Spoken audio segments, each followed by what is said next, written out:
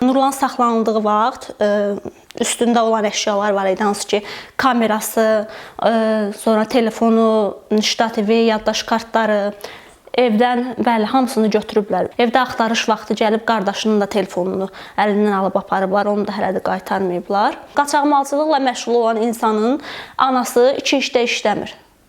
Mənim qaynanam hal-hazırda yəni 2 işdə işləyir, əlləri, ayağı soyuq suda, sexin içində.